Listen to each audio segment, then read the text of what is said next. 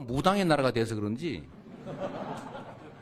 아무 관계도 없는 사람이 언론과 검찰이 나를 죽이려 한다 이러면서 돌아가신 분들이 있는데 그게 이재명과 무슨 상관이 있습니까?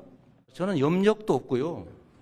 주술도 할 줄 모르고 장풍도 쓸 줄 모릅니다. 제가 2등입니다. 의원 없으면 저는 반대로 여론조사를 넘지 못했을 겁니다. 이번에 컷오프의 대상이 됐겠죠, 제가. 제가 중앙위원회에서 많이 이겼기 때문에. 한 50표 정도면 안정권으로 되는 것 아니냐. 여론조사 지지가 상당히 있으니까. 표를 세다가 이거 내가 잘못 세고 있는 거 아닌가 싶을 정도로 돼서 저는 그냥 나중에 표 세는 건 포기했고 상당히 많은 표가 나왔을 거다 이런. 윤석열 정부 경찰 장악 저지 대책단 단장이자 당 최고위원 후보 예비 경선을 통과한 분이죠.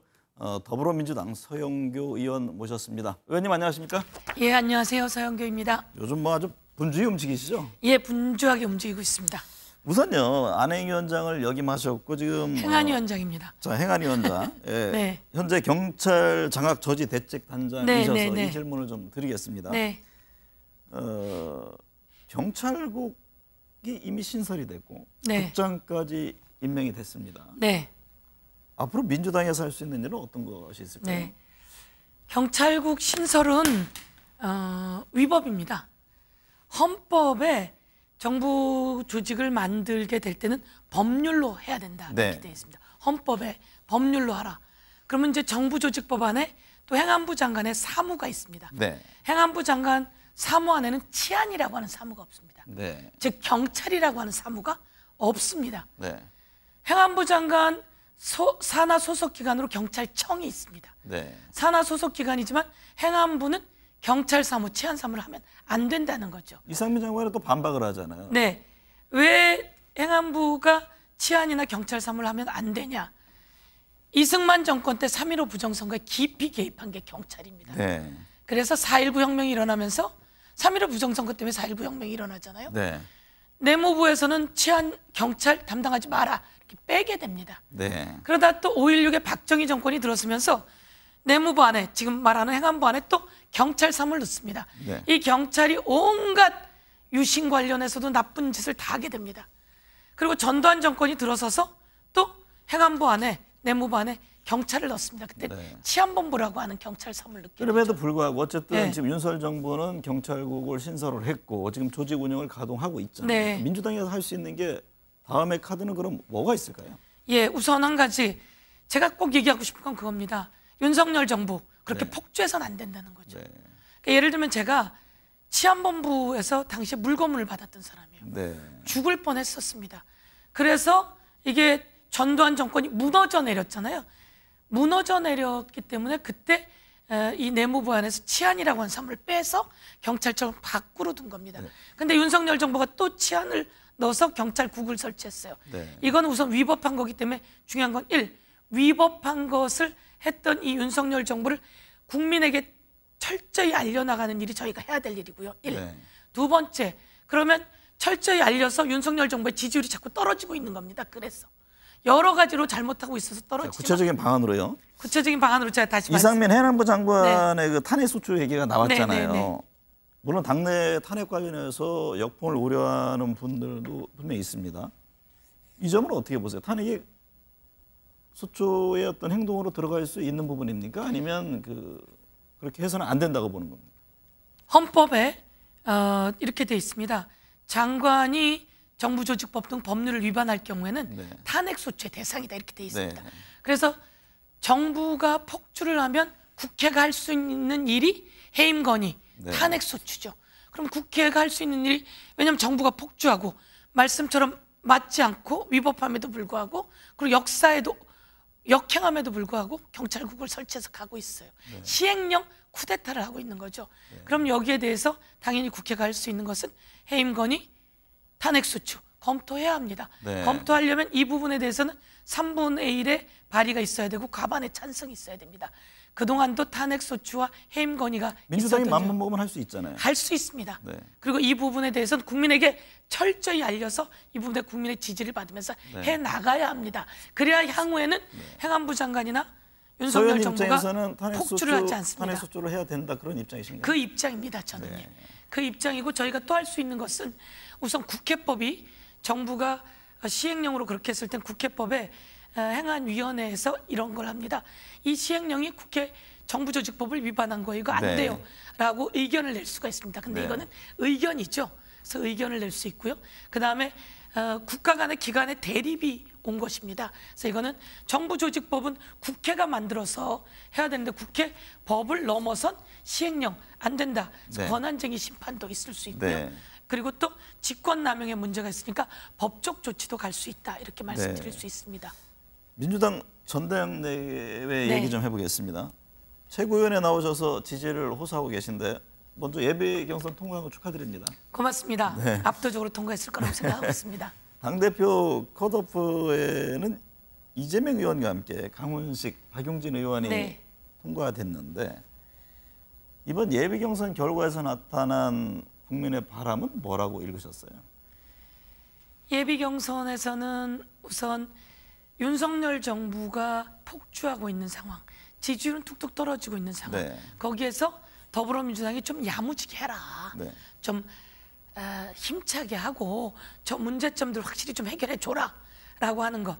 그래서 그걸 할 수 있는 우리 더불어민주당 지도부가 구성되면 좋겠다라고 하는 게 국민의 뜻이다, 민심이다 네. 생각하고요. 두 번째는 경제에 아무 관심이 없다 저쪽은. 네. 경제에도 무능하다. 그래서 우리 너무 살기 힘들다. 코로나도 대응하는 거 보니까 문재인 정부 훨씬 잘했다. 그러니 더불어민주당 이번 지도부는 민생도 좀 확실히 챙기고 네. 그리고 다시 일어서서 코로나에 대한 대응도 좀 하고 네. 민생 법안도 좀 통과시키는 일에 앞장서라. 네. 그런 지도부가 좀 탄생했으면 좋겠다. 이게 저는 대다수 국민의 네. 요구다 이렇게 생각하고 있습니다. 당대표 대세론은 뭐 이재명 의원이라는 데서 다들 부인하진 않잖아요. 그래서 그런지 지금 이른바 97세대로 불리는 강훈식, 박용진 의원의 단일화 얘기가 나옵니다.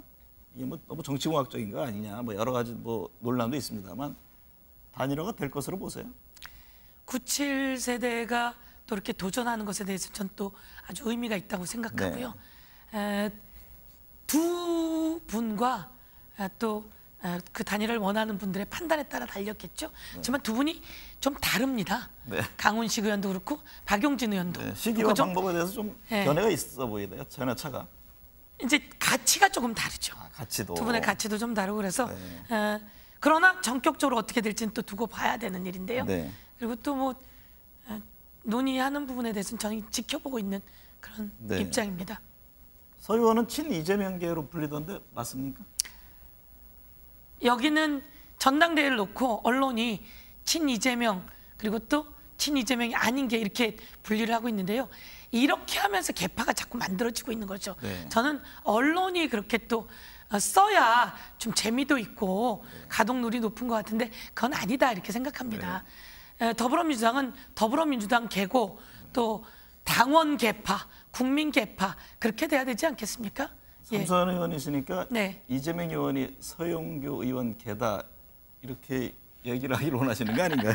네. 저는 국민 개파, 당원 개파다 네네. 이렇게 말씀드리고요. 그리고 또 제가 이제 이재명 후보 대통령 후보 시절에 총괄선대위원장을 했습니다. 네, 그래서 그렇죠. 이재명 후보가 어떤 생각을 갖고 어떻게 일을 하고 그럼에도 불구하고 안타깝게 0.74로 졌기 때문에 이것을 어떻게 보강해 네. 나가는 것들이 우리에게 필요한가 이런 것들이 제가 할 일이다 이렇게 생각하고 있습니다. 그동안 그 현안에 침묵하던 이재명 의원이요. 저항력 발언에 대해서 진위를 설명한 데 이어서 지금 법인카드 이용 관련해서 조사를 받은 사람의 그 숨진 것과 관련해서도 강압수사 탓이지 왜 관계없는 특정인을 엮느냐, 이게 무슨 무당의 나라가 돼서 그런 거냐 이렇게 아주 직접 반박을 했습니다. 그 점은 어떻게 보셨어요? 제가 그 부분에 대해서는 말씀을 좀 드리겠습니다. 우선 저도 엄청난 탄압을 받았었습니다. 네. 우선 보도에 나오는 것조차 이 그 일반인들이나 또 명예를 또 일꾼이라고 하는 국민의 대표라고 하는 명예를 먹고 사는 사람들에게는 엄청난 타격입니다. 큰 잘못을 저지르면 변호사를 꾸려서 대응을 하죠. 그런데 약간의 실수가 있다고 하는 사람들에게 언론 보도가 나오고 검찰이 수사가 들어오는데 그것도 엄청난 압수수색이잖아요. 약 300회에 걸친 압수수색. 네. 정말 저는 과잉이라고 생각합니다. 압수수색할 때 또 언론에 문자를 보냅니다. 압수수색한다고.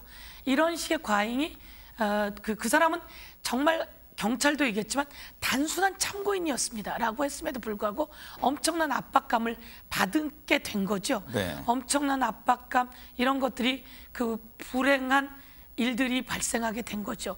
그런데 이제 이거를 국민의힘 쪽에서 자꾸 엮는 겁니다. 이재명 후보가 죽임을 당하게 했다라든지. 근데 이재명 후보가 그렇게 얘기를 한 거죠. 제가 장풍을 쓰는 것도 아니고 제가 주술을 하는 것도 아니고 멀리서 해가지고 이렇게 할 수 있는 것도 아닌데도 불구하고 그런 무당이나 이런 사람들이 나쁜 주술을 얘기하는 거죠. 무속신앙이나 이런 분들에 대해서는 충분히 존중하고 토속신앙으로서 존중하고 인정을 하고 이러는 상황인데 혹시 뭐 멀리서 악의적 주술을 써서 한 것도 아님에도 불구하고 저로 자꾸 국민의힘 사람들이 엮어대는 것에 대해서 그렇게 반응을 한 것이다라고 하는 걸 제가 말씀드리고요. 저학년 부분 관련해서는 통계가 그렇게 나와 있는데 그 통계가 윤석열 정부를 지난 대선 때 지지했다. 그럼 그런 분들에게 우리 더불어민주당이 잘하고 있고 여러분을 위한 정당이다라고 하는 걸 좀 잘 알리려서 오해를 불식시키는 것들이 필요하지 않겠냐. 이런 발언이었다라고 제가 대신 또 말씀드릴 수 있을 것 같습니다. 당대표 경선 과정에서요. 어느 특정 후보가 되면 당이 쪼개질 것이다. 이런 분당론 얘기가 나왔는데 이 점에 대한 견해는 어떻습니까? 전당대회를 해서 당대표를 뽑고 뭐 이재명 후보가 될 수도 있고 또 강훈식, 박용진 의원도 있지 않습니까? 이제 이 레이스를 걸쳐가면서 투표를 해가는 거죠. 그런 과정 속에서 누가 되면 안 된다 그리고 누가 되면 분당 이런 거는 그런 취지로 말씀하셨지도 않으셨을 거고 분당되지 않게 하자라고 하는 취지이지 분당된다가 아니라 그리고 분당의 여지도 만들어서는 안 된다라고 하는 취지이지 이 전당대회 과정이 단합과 통합의 과정이었으면 좋겠다 생각하고 그렇게 만들어 가겠습니다. 최근 민주당 지지율이 상승세를 보이고 있는데요.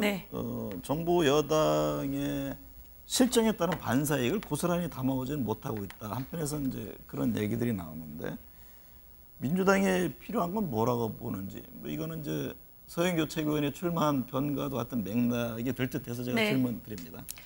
우선 더불어민주당이 사실은 문제제기 많이 들으면서도 국회 정상화를 위해서 일정 부분 양보를 했습니다. 사실은 적극적인 지지층에는 그런 부분에 대해서 답답함이 있죠.